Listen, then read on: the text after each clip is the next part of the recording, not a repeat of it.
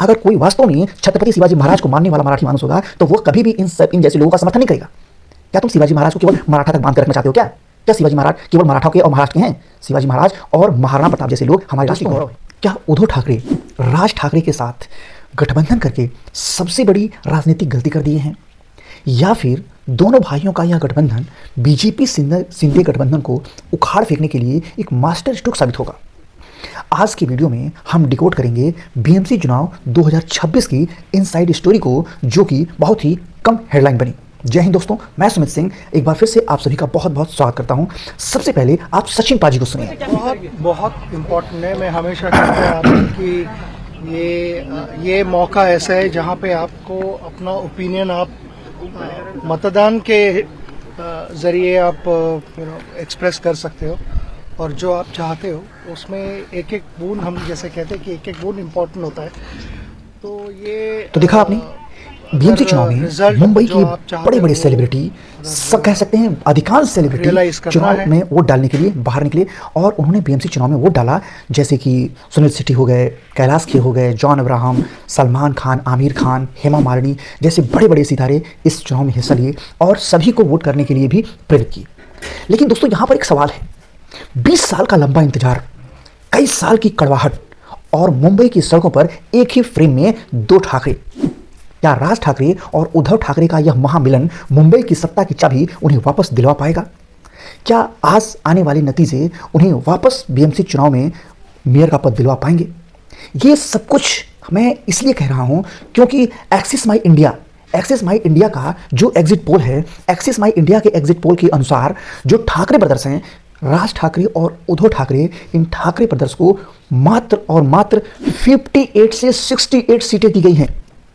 वहीं एक्सिस माई इंडिया के exit poll में जो बीजेपी गठबंधन है, यानी कि बीजेपी और शिवसेना का गठबंधन है शिंदे गुट का, तो शिंदे गुट और बीजेपी के गठबंधन को यहां पर 131 से 151 सीटें दिया जा रहा है, जो बहुमत के लिए मात्र और मात्र 114 सीटें चाहिए। तो यहां पर एक बहुत बड़ा प्रश्न यह है कि क्या इन दोनों भाइयों के साथ आने के बाद भी 1996 से जो बीएमसी का किला, एकमात्र किला शिवसेना उद्धव गुट अपने पास बचा कर रखी हुई थी, क्या वह किला टूटने जा रहा है? और सबसे बड़ी बात कि अगर यह किला टूटता है तो क्या ठाकरे ब्रदर्स इसे बचा पाएंगे? मुझे तो नहीं लग रहा है, और उनको भी शायद इस बात का अंदेशा हो गया है कि शायद यह किला टूटने वाला है। इसीलिए रिजल्ट के पहले ही उन लोगों ने माहौल सेट करना शुरू कर दिया है। राज ठाकरे कह रहे हैं कि जो स्याही लगाई जाती है वोटिंग के बाद, उस स्याही को मिटाया जा रहा है। उद्धव ठाकरे कह रहे हैं कि अरे हम तो पहली बार सुन रहे हैं कि स्याही भी मिट जाती है क्या? ना भाई, तुम लोग तो अभी छोटे बच्चे हो, तुम्हें तो चुनाव के बारे में कुछ पता ही नहीं है। मतलब कि एकदम माहौल अलग ही चलता है भारत में। जब परिणाम हमारे पक्ष में आ गए तब तो इलेक्शन कमीशन ने बहुत अच्छा काम किया, हमने इलेक्शन कमीशन पर दबाव बना के रखा, इसलिए इलेक्शन कमीशन गड़बड़ नहीं किया।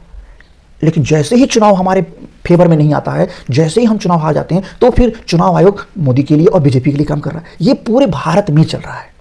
चुनाव आयोग के ऊपर जिस तरीके से जितनी टिप्पणियां की गई होंगी और जिस हिसाब से चुनाव आयोग को बदनाम किया गया होगा, मुझे लग रहा है उस हिसाब से तो मुन्नी भी कभी बदनाम नहीं रही होगी। अब यहां पर एक बहुत इंपॉर्टेंट चीज है दोस्तों, वो ये है कि भाई दोनों भाइयों के साथ आने के बाद भी 1996 का अगर यह किला ढह जाता है तो क्या एक सवाल नहीं है कि फिर इन दोनों के साथ आने का क्या ही मतलब?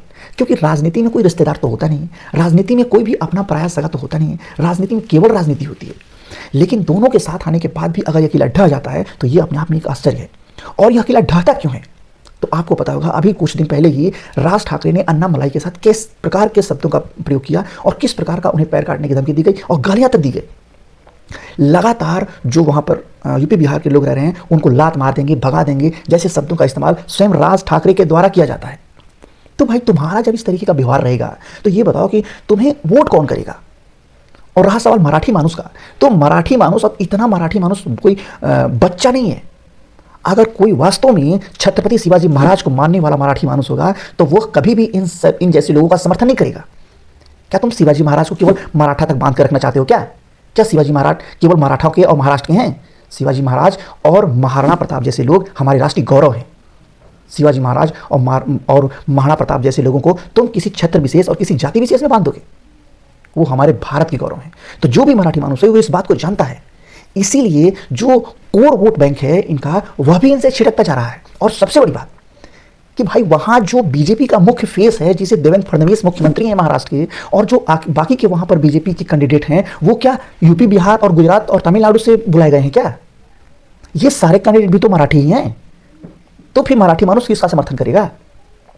मराठी मानुस उसी का समर्थन करेगा जो उसके लिए बेहतर कर रहा है, जिसे उसे बेहतर करने की उम्मीद है।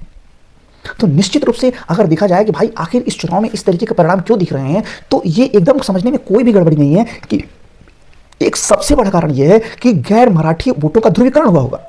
जो भी वहां पर यूपी, बिहार से उत्तर भारतीय रह रहे हैं, गुजराती रह रहे हैं, या जो भी बाहर से लोग वहां पर रह रहे हैं, वो कभी भी इन्हें समर्थन नहीं करेंगे। कारण केवल और केवल इनका व्यवहार।